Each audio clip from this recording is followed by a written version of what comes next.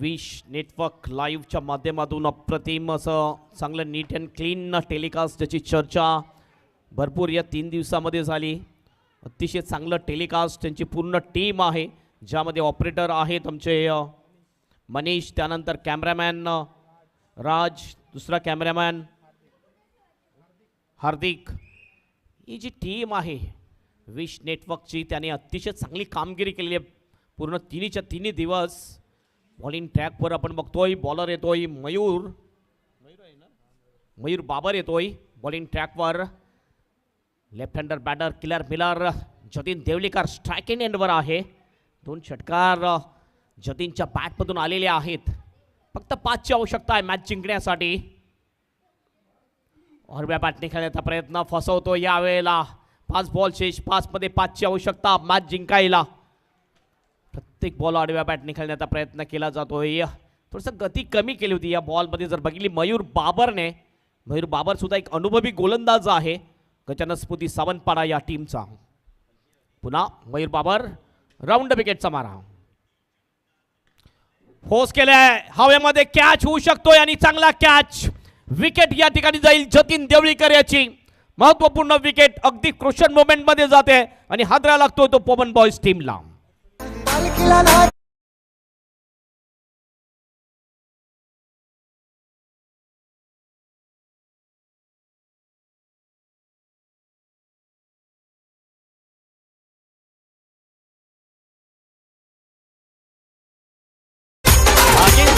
खेळण्याचा प्रयत्न केला यावेळेला.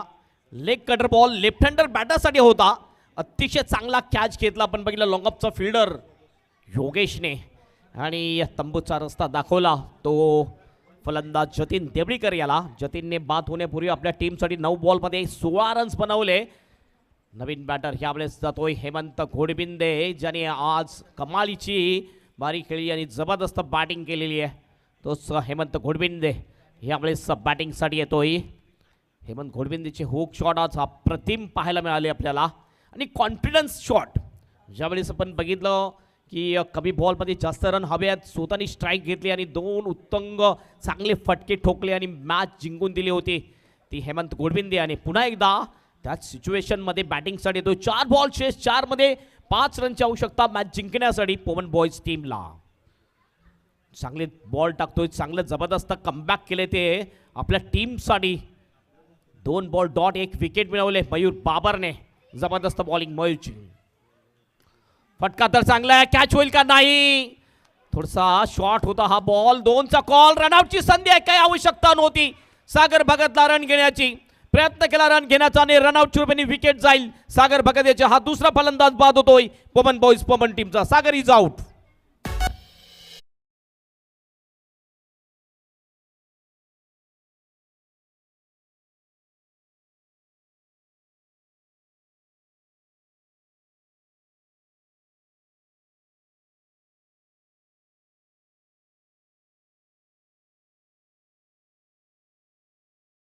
शकला नसता.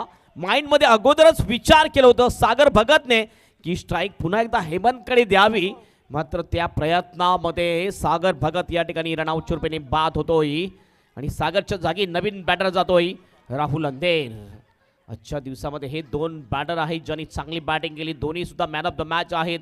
पहिल्या मॅचमध्ये राहुल अंधेर, दुसऱ्या मॅचमध्ये हेमंत घोडबिंदे. इक्वेशन आता पाहूया आपण. बॉल शेष आहेत 3 आणि 3 मध्ये 4ची आवश्यकता मॅच जिंकण्यासाठी पवन बॉयज पवन टीमला. मयूर बाबर जबरदस्त बॉलिंग करतोय या ओव्हरमध्ये. पुन्हा एकदा कॅचची शक्यता, फिल्डर बॉल खाली. वाडिश डीप मिड विकेटला चांगला कॅच. विकेट जाईल राहुल अंधेर याची. आणखीन एक विकेट मिळते ती मयूर बाबर याला.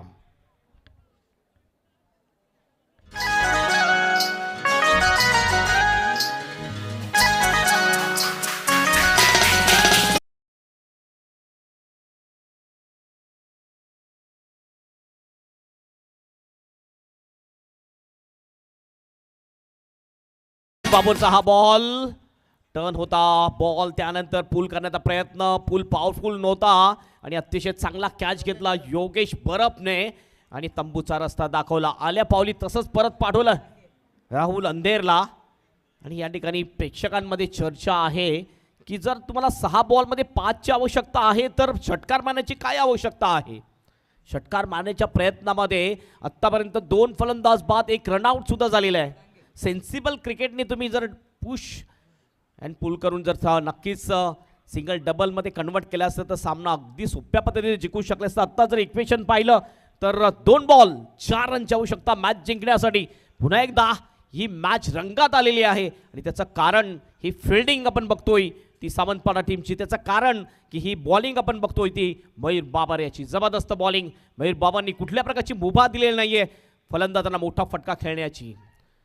विशाल भडांगे एक जबरदस्त फलंदाज आहे आणि आज हिरो बनण्याची संधी आहे विशाल भडांगे याला. 2 बॉल 4 रनची आवश्यकता मॅच जिंकण्यासाठी पोमन बॉयज पोमन टीमला. मयूर बाबर पुन्हा आपल्या बॉलिंग ट्रॅकवर ओव्हर द विकेट. हो खोलवट टप्प्याचा बॉल खोदून काढला जातोय वाईट स्पीड विकेटला. 1 रन पूर्ण. दुसऱ्याचा प्रयत्न होईल का. नाही, फक्त 1च रन. कंपल्सरी चेसिंगचा नियम आहे आणि 1 बॉल 3 रनची आवश्यकता मॅच जिंकण्यासाठी. मागच्या मॅचमध्ये आपण बघितलं तर विनिंग शॉट हेमंत घोडबिंदेच्या बॅटमधून आला होता आणि या मॅचमध्ये सुद्धा तोच शेवटचा बॉल फेस करण्यासाठी आहे स्ट्राईक एंडवर. मात्र तो विनिंग शॉट खेळतोय की नाही हे आपल्याला बघायचं आहे. 1 बॉल 3चं इक्वेशन. काय जबरदस्त बॉलिंग केले आत्तापर्यंत बघितलं आपण तर बॉलर मयूर बाबरने 2 विकेट मिळवलेले आहेत आणि फक्त 2च रन खर्च करतो पहिल्या 5 बॉलमध्ये. अंतिम 1 बॉल 3 रनची आवश्यकता. मॅच आवडली असेल तर जोरदार टाळ्या दोन्ही टीमसाठी झाल्याच पाहिजे. अंतिम बॉल 3ची आवश्यकता. मयूर बाबर ओ यावेळेला जागीच राहतो बॉल. अशा प्रकारे ही मॅच जिंकलेली आहे ती गजानन स्मृती सावंतवाडा टीमने. कॉंग्रॅच्युलेशन गजानन स्मृती सावंतवाडा टीम. नक्कीच पोमन बॉयज पोमन जी यजमान टीम होती त्यांच्या हा तोंडातून घास काढलेला असं सांगायला वावगं ठरणार नाहीये. 6 बॉलमध्ये 5 रन डिपेंड करणं खूप कठीण बाब आहे.